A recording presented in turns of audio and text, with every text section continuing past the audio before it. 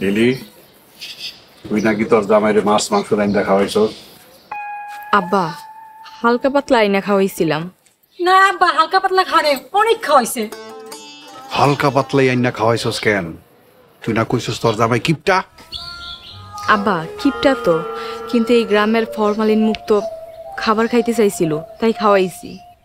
তোমার জামাইয়ের লগে আমারও তো খাওয়াইতে পারতা। হইছে হইছে, এত খাওয়ান লাগবো না। এই জিনিস যেন এই বাড়িতে দুবার না দিই। আচ্ছা ঠিক আছে আব্বা। আর তুমি জামাই করে রান্না করে খাওয়াইছো? হ্যাঁ খাওয়াইছি আমি। বেশি করে তেল দিয়ে রানছো না? তুমি তো বেশি করে তেল দিয়ে রান ভাই। আব্বা আম্মা আর কইলো তুমি আইনা দিবা না। না দিব না, বাজেট ওই আগেরটাই। 1 পোয়া তেল 1 সপ্তাহ রাইন্দা খাওয়াইতে হইব। জি আছে।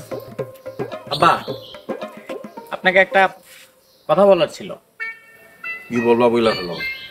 কথাটা অবশ্য আমার না, বাদশার। ও বলতে ভয় পাইতেছে তাই আমি বলতেছি। রাগওয়া তাড়াতাড়ি কও। বাদশা আসলে বিয়ে করতে চায়। কি কও? বিয়ে করতে চায় বাদশা। আরে বিয়া করতে চায় মানে? বিয়া কইরা ও বউরে খাওয়াইব কি? কাম কাজ করে কিছু? না, রিজিকের মালিক তো আল্লাহ, কিছু একটা ব্যবস্থা তো হয়েই যাবে। আরে বাবারে, আল্লাহ তো আছে, তারপরে নিজে কামাই রুজি করতে হয় না? তারপর না এগুলা করতে হয়?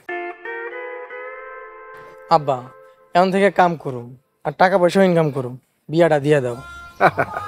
আগে কামাই রুজি করো, টাকা আনো, তারপরে বুঝা যাবে না। এই যে সামনে আসো। এই যে ও হইতেছে একটা হিসাবই ছিল। ও কিভাবে হিসাব করে চলে তোমরা সবাই শোনো, মনোযোগ দিয়ে শোনো। বলো। আমার নাম মিজান, আমি একটু হিসাব করে চলি। এই যে একটা লুঙ্গি মাঝখান থেকে একটা অর্ধেক পড়ছি, আর বাকি অর্ধেক পরের 5 বছর পড়ুম। হ্যাঁ,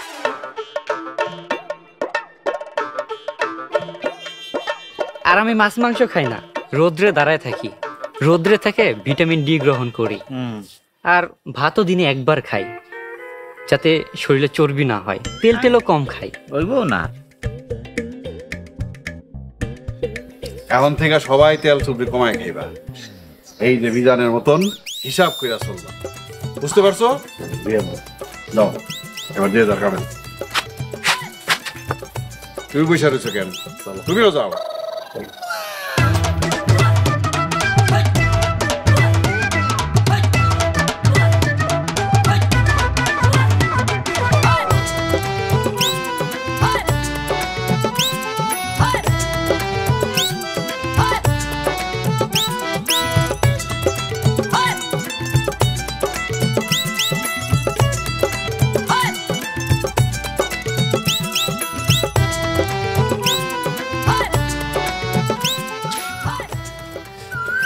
তুমি আব্বারে পটাইলা কেমন কইরা?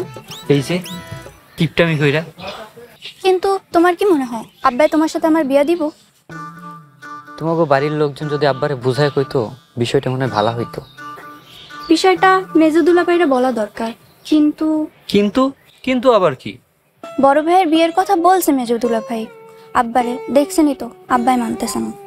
বড় ভাইয়ের বিয়ে আর তোমার বিয়া দুইটা আলাদা জিনিস। মানে আমারে বুঝায় কত?